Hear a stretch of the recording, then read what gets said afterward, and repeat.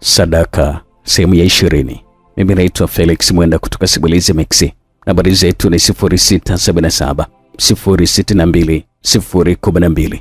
Mtunzi anaitwa Kalmas Konzo. Nambari zake ni 0744 970 447. Simulizi hii inapatikana katika YouTube channel yetu ya Simulizi Mixi.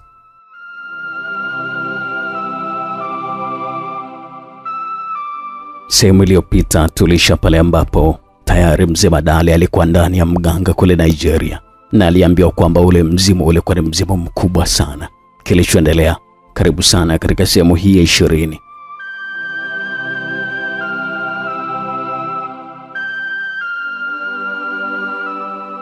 Mzimu Tekela ni mzimu hatari sana, tofauti na vile ambavyo wewe unafikiria. Kupambana na mzimu huu ni kwamba unatakiwa uwe umejitoa sadaka maisha yako yote. Mganga Onyeki alizungumza huku akiwa anaendelea kumpiga kwa usinga mzee Madale. Lakini mganga, wewe si ndo mtaalamu wa haya mambo? Mzee Madale aliuliza vile. Ndio, mimi ni mtaalamu wa kupangua nguvu za sihiri, lakini si kwa huyo mzimu Tekela. Mganga Onyeki alizungumza vile. Mganga, huyo mbuzi ananitesa sana katika maisha yangu. Nimetoka mbali sana mpaka kuja kwako.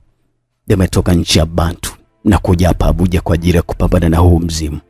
Na huko kote nimetoka nikiwa naamini na niko nimeaminishwa kwamba wewe ndiye kiboko ya mambo haya. Hebu naomba unisaidie bwana mganga. Naomba unisaidie.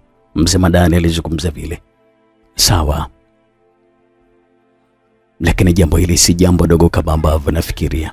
Kupambana na mzimu Tekela ni sawa na kujitafutia kifo. Mganga alizungumza vile. Mimi nitakulipa kiasi chochote cha pesa utakachohitaji hapa duniani. Wewe sema tu ni kiasi gani ambacho unakitaka na mimi nitakulipa chote. Mzee Madale alizungumza vile. Mganga Onyeki aliposikia kauli ile ya Mzee Madale, uso wake ulichanua kwa tabasamu sana. Alikuwa anajua kwamba kwa mteja huyo basi anaweza kujivunia mamilioni ya shilingi. Mganga alitamani sana watoke wagonjwa wa aina ya Mzee Madale kama 10 hivi. Basi atakuwa amepiga bao katika maisha yake na agiachana kabisa na shughuli zile za uganga. Sasa swala hili litakuwa gharimu kiasi cha shilingi milioni 50. Sawa, hilo halina shida mganga. Hata ukitaka zaidi hapo mimi nitakupatia tu.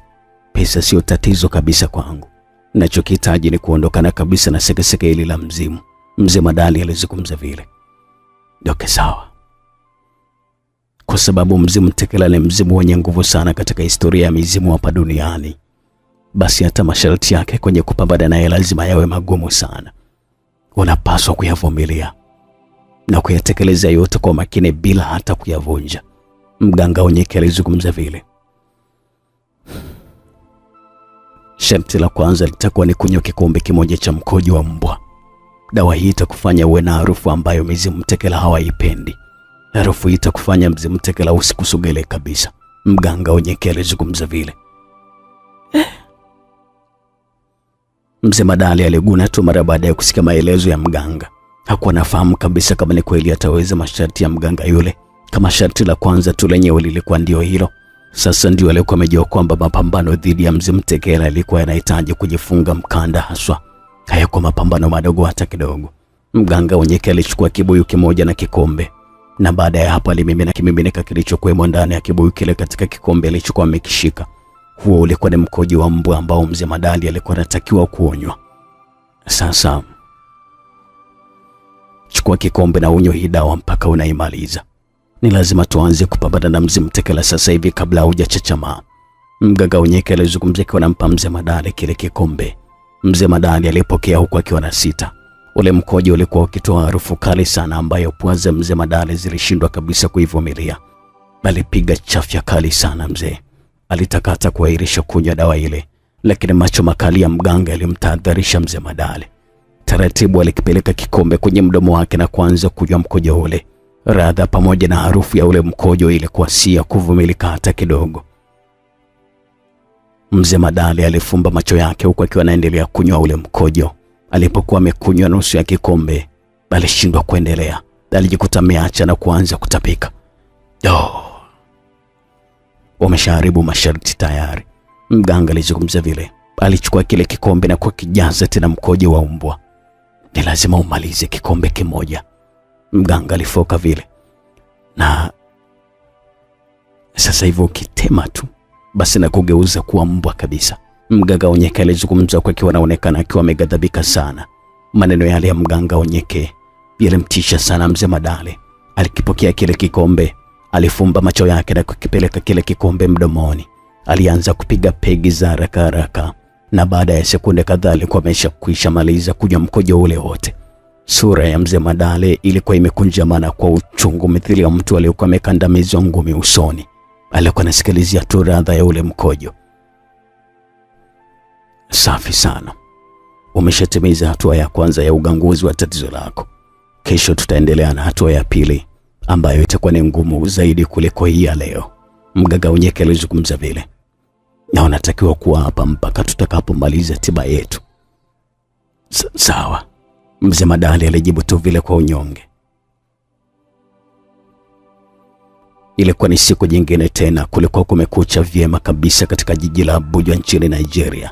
Watu walikuwa wameamka na walikuwa wameshaanza kutingwa na shughuli zao za kila siku. Kwa siku ya pili mzee Madale alikuwa ameamka akiwa na mganga Onyeke. Hii ilikuwa ni kutokana na maagizo ya mganga kwamba kwa muda wote wa tiba alikuwa anapaswa kukaa pale pale kwa mganga. Leo hii ilikuwa ni siku ya pili.